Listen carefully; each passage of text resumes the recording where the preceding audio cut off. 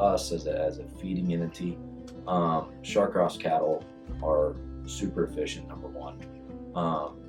With high priced corn and the environment that we've been in for the last 2 or 3 years, we see a huge benefit in trying to buy as many Shawcross cattle as we can, because it saves us money on the feeding side. You'll have a set of Angus heifers that'll convert at a 6.2 or 6.3, have a cost gain of $1.45 or 50. And right next to them, I can have a pen of Shawcross cattle that I feed in an additional 30 days. I get more carcass weight, I get more yield, and at the end of the day, I get a larger paycheck. Those cattle are converting at a 5.5, 5.6. Cost gains $1.25, $1.30. So at the end of the day, it's a dollars and cents game for us, and those animals bring us a huge benefit on that side. We can take those same animals and hang them on the rail, and we're grading 90% choice, we're hitting 5-6% prime, and we're not getting discounted for lightweight carcasses. Number one, we're not getting discounted for yield grade 4s and 5s, and we just feel like at the end of the day, it is a really good product that we're putting on the table for consumers. But from a flexibility standpoint, we truly feel like Char genetics in general give us a really large marketing window.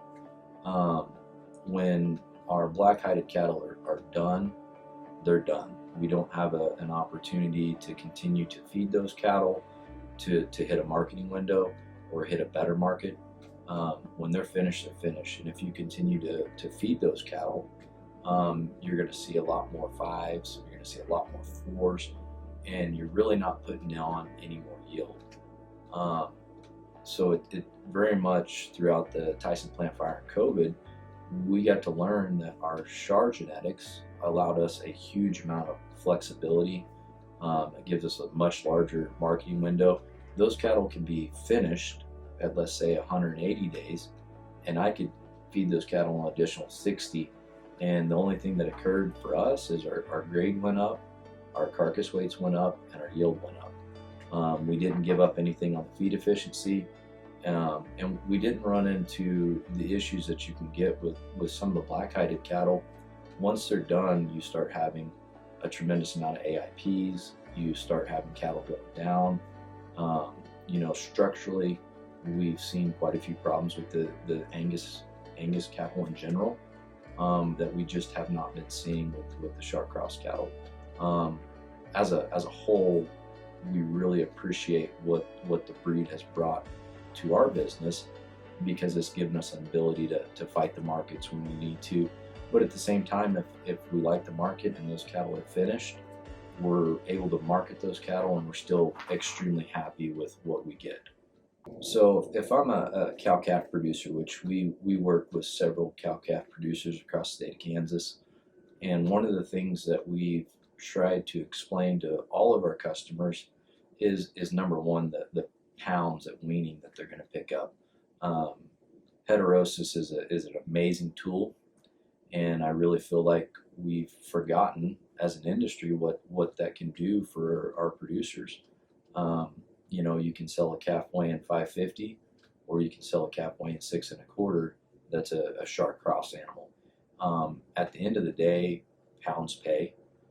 They're running that same cow with the same inputs, with the same management, and they're going to get more dollars. And that for me is something that I've tried to instill in all my customers, that, hey, use heterosis, use the tools that we know work, and pick up that hybrid vigor. I mean, it's such a huge tool.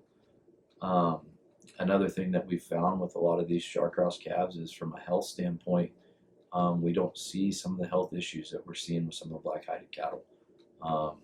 They seem to come on feed and start and stay healthy, and that's a really big deal right now. Health has been such a huge issue in the industry as a whole, and a lot of it is anything from BRD to an AIP. All these things are a problem that has continued to get worse over time. And I know all these producers are using the same vaccines and good management practices, but we're still seeing a rise of these issues. And you can't help but think that that has to do with how line bred our Angus genetics are getting. And I really feel like the Angus breed as a whole does a great job raising a cow. There is not a better cross in my mind than a black-nosed Char calf. You get your hybrid vigor, you get your grade, you get your carcass weights, you take that cutability and you improve it. And to me, it's really what the breed is made for. So if I'm a commercial cattle producer and I have an Angus-based cow herd, I start looking at what are the issues with my cow herd. What are the things that I can do to improve my product that I'm creating, right? And there's some things that you can look at in the Angus breed as a whole. Structurally, they have some issues. From a yield standpoint, they have a few issues. From a feed efficiency standpoint, they have some issues that we all know are there. From a cow standpoint, I can't criticize the cows and mothers that those animals are. They're amazing. From a grade standpoint, I could never criticize the grade that those animals put on a carcass. But I do feel like if I'm a commercial producer and I'm selling pounds, it's a pretty easy decision for me to go, I want to use a Charolais bull, because I know that just off the hybrid vigor alone, we're going to pick up 50 to 75 pounds. And if I'm selling a calf right off the cow, that's just free money that I can put in my pocket as a producer. And, I feel like there's this myth out there that feedlots and backgrounders are turned off by Charcross calves. And I would dispel that myth. I mean, I've been to multiple markets and I've seen multiple groups of calves that have topped the market that are Charcross cattle. I think if I was to coach commercial producers, the number one thing for a buyer is uniformity. Having big groups of uniform calves. So I'm going to tell them, hey, shorten your calving window up 60 days. Have a big group of uniform calves. Lot size is such a huge issue when you start looking at prices of feeder animals. A lot of times the larger the group of calves, the higher the price you're going to get. Backgrounding those calves, that's just another premium. Agent sourcing those animals and allowing the feed yards to have some of that information. Data is so huge right now in this industry, it matters to the people that are buying them. But I would tell them it didn't matter if they had a group of cows that were Herefords all the way to Angus, and you have this really convoluted group of cows.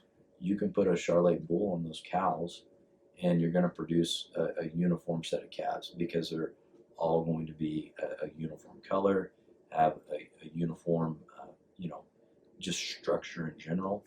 And it really, as a buyer and an owner of a feed yard, those things matter to us, because they matter to the packer at the end of the day. So I guess more than anything, I would just like to say that I would completely disagree with the myth that's out there that, black-hided is king, because there's so many benefits that come along with those Charcross cattle.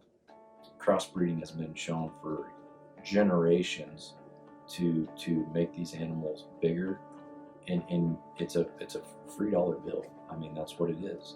And it also, in the feeding sector as a whole, we see a big difference in the Charcross cattle versus our black-hided cattle.